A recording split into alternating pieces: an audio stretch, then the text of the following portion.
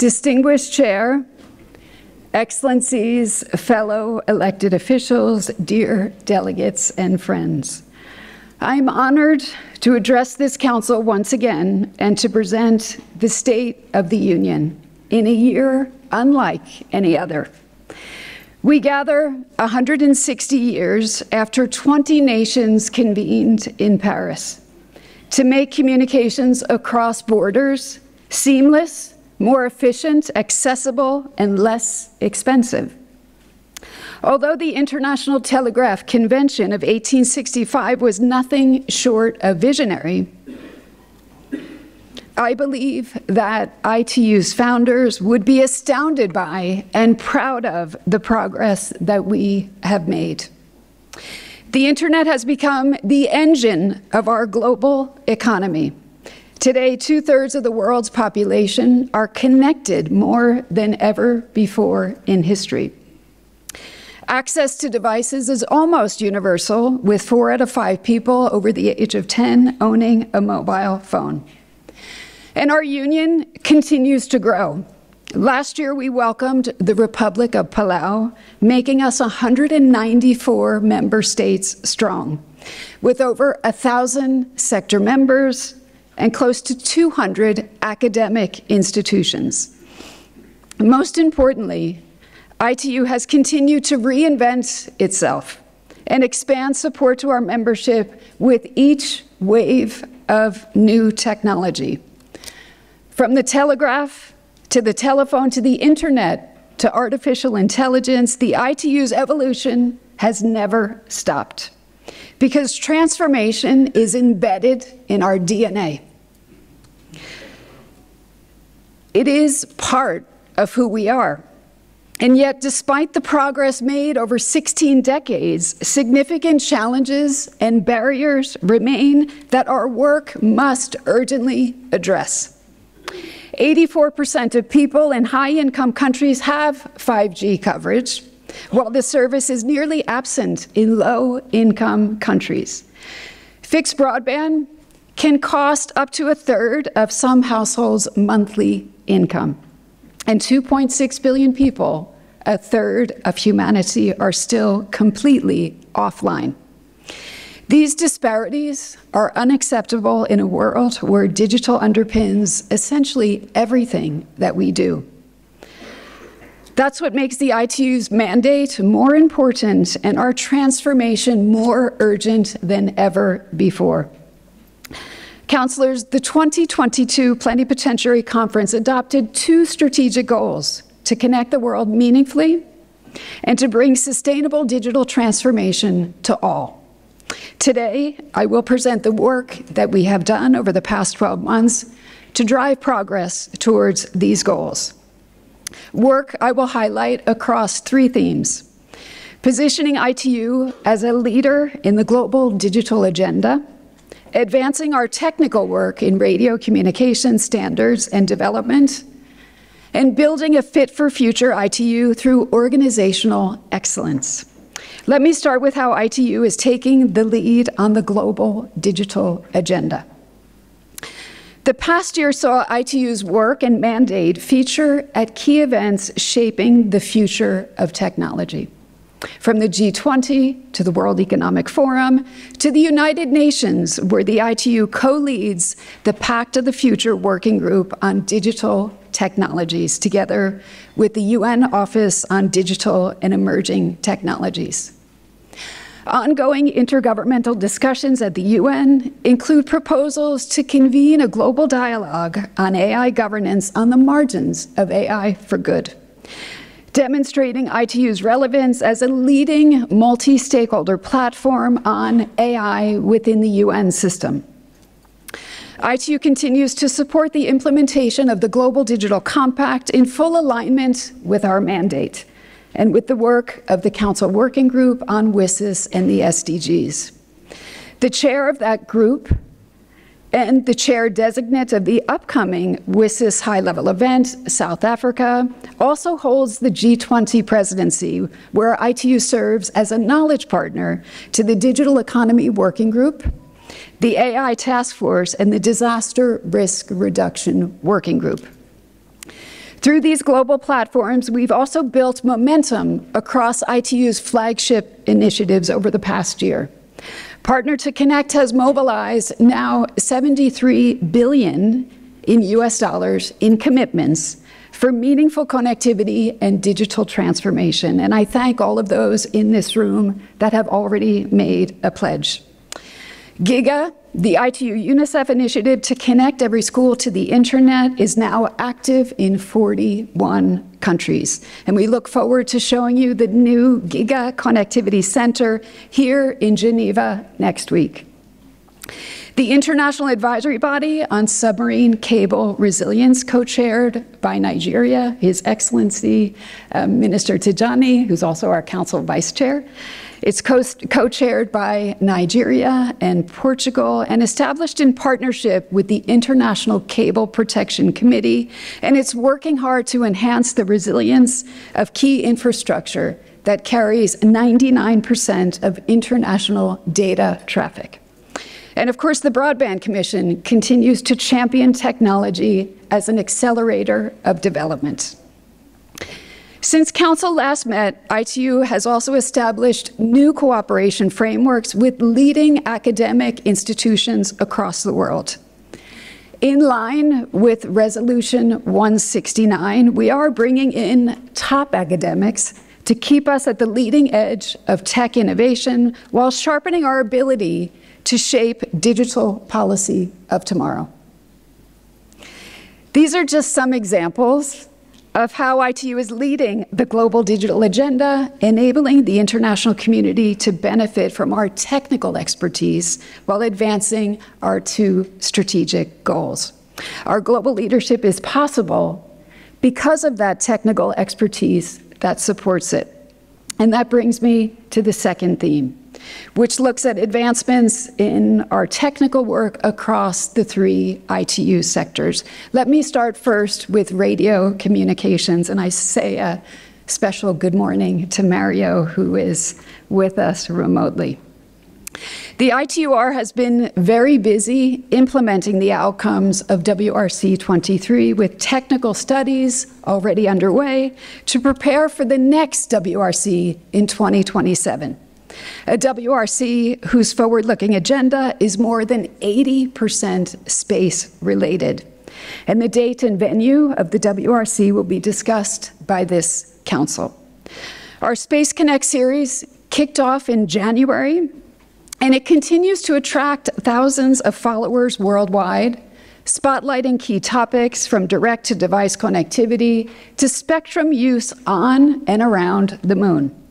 We're also preparing the second edition of the Space Sustainability Forum, building on last year's success and a growing interest in ITU's work.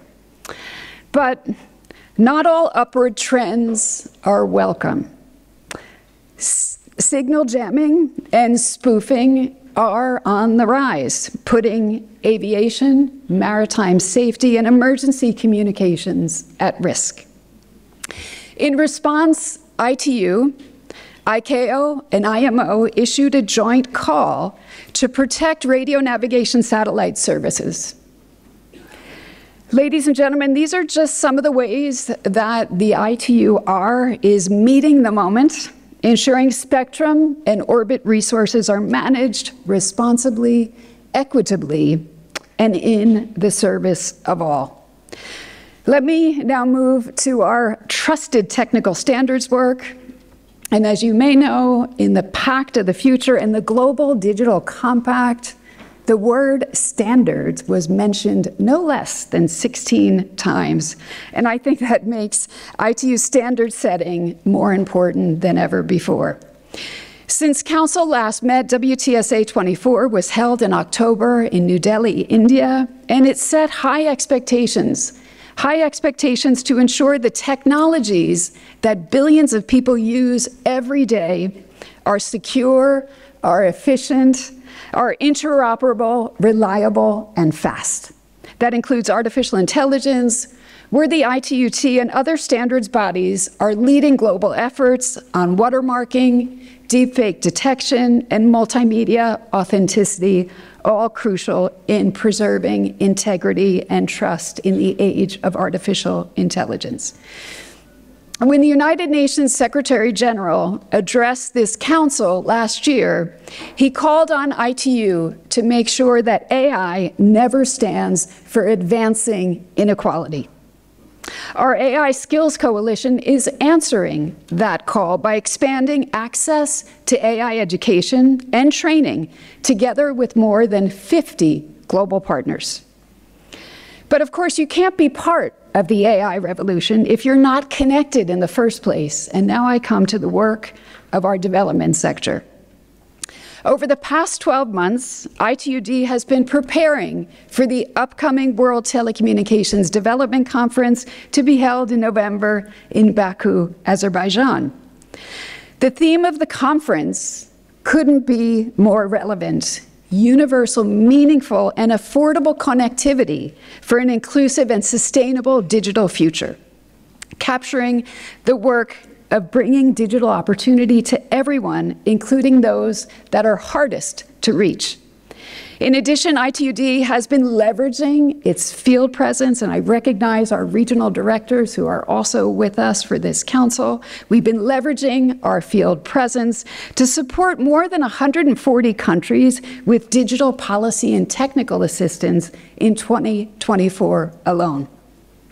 A year that BDT has also brokered a record number of new projects and also helped nearly 30 countries develop national roadmaps for disaster preparedness under the Early Warning for All initiative. They have also worked to upskill more than 150,000 people through our network of digital transformation centers. Delivering across 3 sectors requires becoming fit for the future and a strong commitment to organizational excellence. And this is my third and final theme that I wish to present to you. And here I would like to mention 4 key aspects of our journey towards organizational excellence: accelerating progress on our transformation roadmap, strengthening accountability, adopting and implementing results-based budgeting, and putting ITU staff at the heart of a fit-for-future ITU. Starting with the latest phase of ITU's transformation that began more than 2 years ago, which we've been turning into action guided by the roadmap that is already delivering results. Results that some of you actually saw yesterday in our AI for Negotiations workshop. Across the entire organization, we are testing new solutions to streamline document control, meeting management, content creation, and much, much more. Integrating AI into our operations is just one of many ways that ITU is working to simplify processes, eliminate duplication, and reduce time to decision. To make efficiency our default, and to deliver on our commitment to thought leadership, organizational excellence, and engagement with you, our members, and our partners. Counselors, ITU is not alone in taking on the challenge of accelerated transformation. Many of you have heard, and our chair has also mentioned, the UN 80 initiative, which at its core is about helping the entire United Nations system evolve to meet the moment. ITU co-leads the UN 80 task force cluster of specialized agencies together with the ILO. And on Thursday, we will have an address to this council by the Undersecretary General for Policy, Mr. Guy Ryder.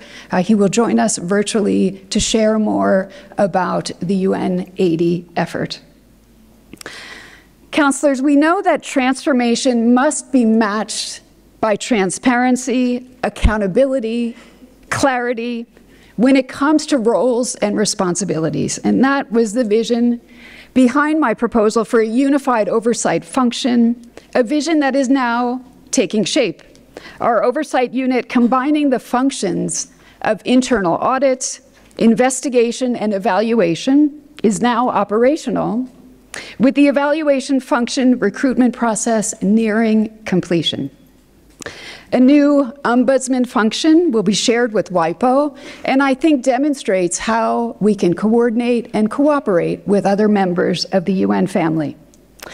A newly published ethics charter will also be presented to this council, and I'm very pleased that we have with us our new ethics officer. We have also our new chief of oversight, our new chief of transformation, our chief information officer, who just joined us a couple of days ago. They've joined us for our 2025 session. And I also want to recognize other new faces or people in new roles here at the ITU, including the deputy director of the BDT, as well as the new deputy director of the Radio Communications Bureau. Ladies and gentlemen, we will continue to strengthen internal controls and risk management capabilities, laying the foundation for an ITU that's more accountable to you by design. Counselors, no matter how precarious the global economic environment becomes, ITU remains committed to transparent, results-based budgeting. And we also remain committed to ensuring that every Swiss franc saved through efficiency is reinvested in delivering more value to you, our members. As part of our transformation efforts on financial management, we managed to get the audit cycle back on track. Our 2024 financial statements were submitted to the auditors on time and received an unqualified opinion in recognition of improvements that we have made. I want to thank the external auditors who will be with us on Thursday, as well as IMAC, for their continued constructive engagement.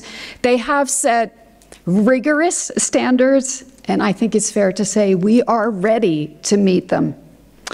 Prudent financial management enabled ITU to close 2024 with some savings, and we are proposing to reinvest that savings into core priorities.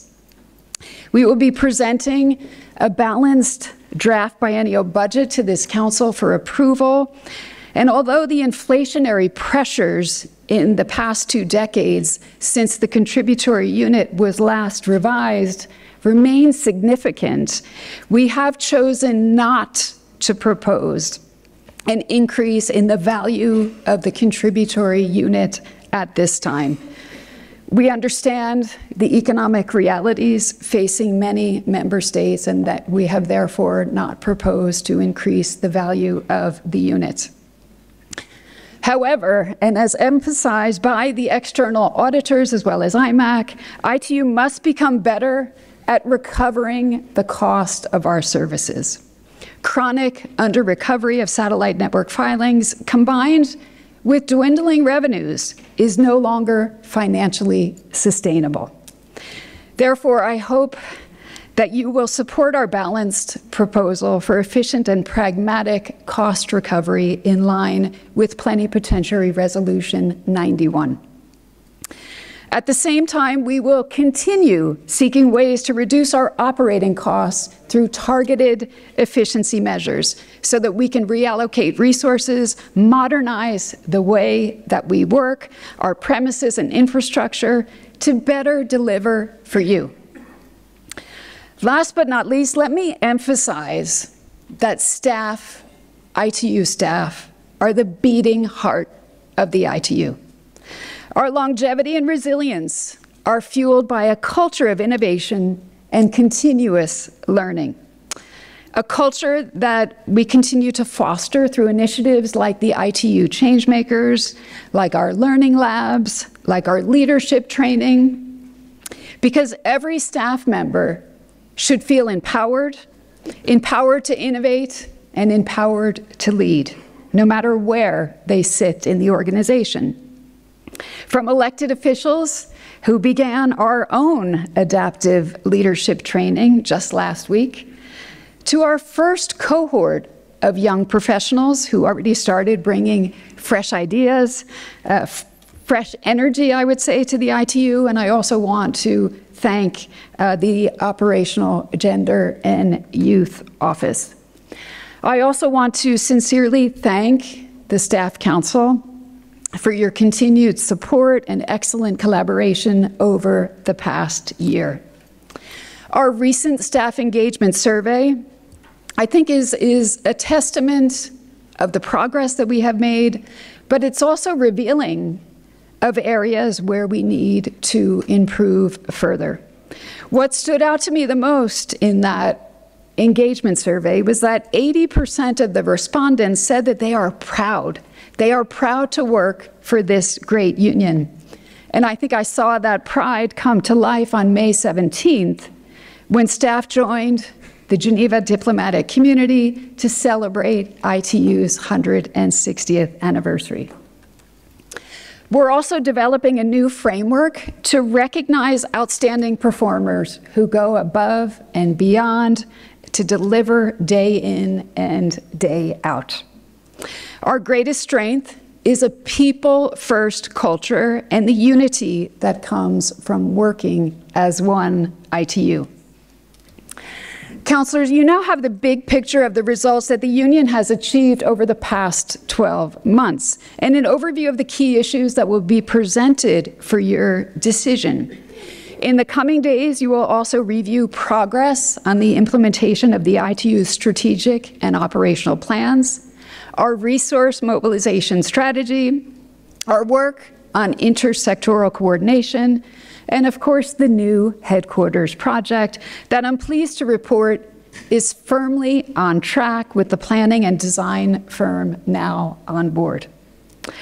We've also received many thoughtful contributions on ITU's regional presence, and I want to thank you sincerely for your engagement on that front. As you know, this council session concludes on the 27th of June, but the opportunities for progress do not end there. 3 weeks from now, Geneva will become the AI capital of the world when the AI for Good Global Summit kicks off at PalExpo, tackling key topics from AI skills to governance to standards, robotics, and much, much more. This runs in parallel with the WSIS Plus 20 high-level event, where we expect government leaders from around the world to join us in marking the 20-year review of the WSIS process, which will conclude in December at a high-level meeting of the UN General Assembly. And before that, we look forward to the Internet Governance Forum coming up next week, to the 4th International Conference on Financing for Development, which will take place in Spain, and we will be featuring our Digital Infrastructure Investment Initiative, the 3rd UN Conference on Landlocked Developing Countries, which will take place in Turkmenistan, the 25th Global Symposium for Regulators that will take place in Saudi Arabia, and the 2025 UN Climate Change Conference that will feature our Green Digital Action Initiative. Each of these events is an opportunity to drive further progress on ITU's strategic goals of universal meaningful connectivity and sustainable digital transformation, and to show the world that these historic milestones, from ITU 160 to UN 80 to WSIS Plus 20, these historic milestones are opportunities to not only celebrate our past, but to reaffirm our commitment to a better and brighter digital future for all. Councilors, this is the state of our union in a year brimming with opportunity and replete with challenges.